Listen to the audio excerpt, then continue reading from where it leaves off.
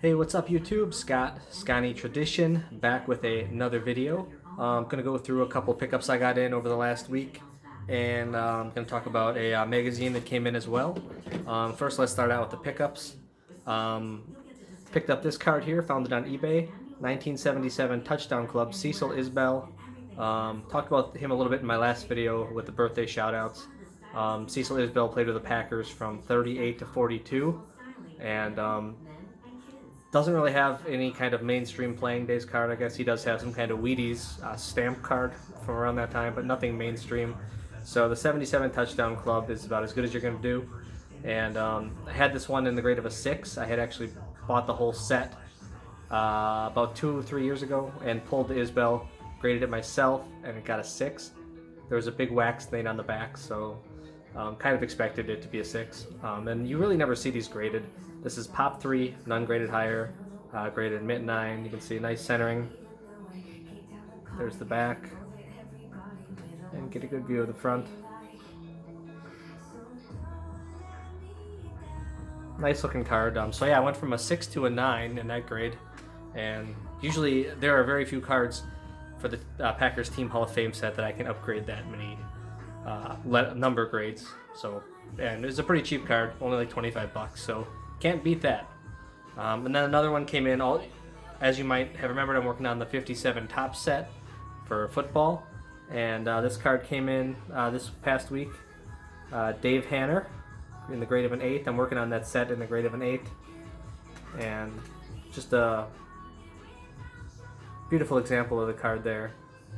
Another fairly cheap card. I think this one I bought for 22 or 25 bucks or something like that. So really nicely centered, sharp looking card. Only have 3 more to go for that 57 top set. I believe Al Carmichael is one of them. John Martinkovich and Howard Ferguson would be the 3. There was a Howard Ferguson on eBay, but I think somebody just purchased that card and went away. I was kind of waiting for that price to fall a little bit, so I'll have to wait for another one. So only 3 more to go. I've got most of the hard ones out of the way, so just a matter of waiting to see one come up and then grabbing it. So those are my 2 card pickups. Probably not going to be picking up a ton. Obviously the NSCC is coming up not next week but the following week, so looking forward to that. Should be awesome. And the last thing I'll talk about is the Gridiron Greats magazine came in. Really a cool magazine if you're into any kind of vintage football collecting.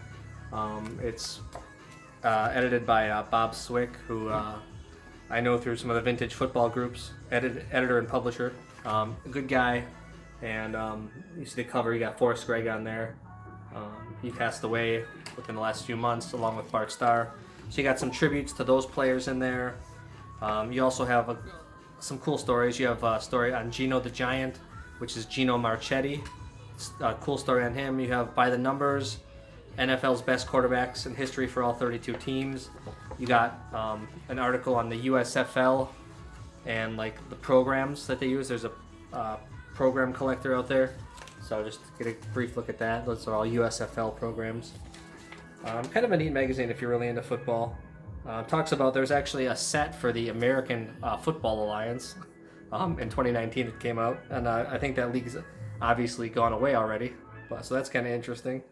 Talks about the history of the Heisman ballot. There's an article on that. As I mentioned, tributes to Starr and Gregg. They also talk with Michael Herman, who is a super collector of Pittsburgh Steelers cards and memorabilia. So if you're a Pittsburgh Steelers fan, that might appeal to you. And yeah, just a really cool magazine. Also talks about there's an interview with Josh Evans of Leland's Auctions, and also a write-up on the 1949 Leaf football set. So a little bit of something for everybody in there. I'm not paid by Gridiron Greats to talk about them. I just think it's a really cool magazine, and I certainly recommend them. Comes out quarterly.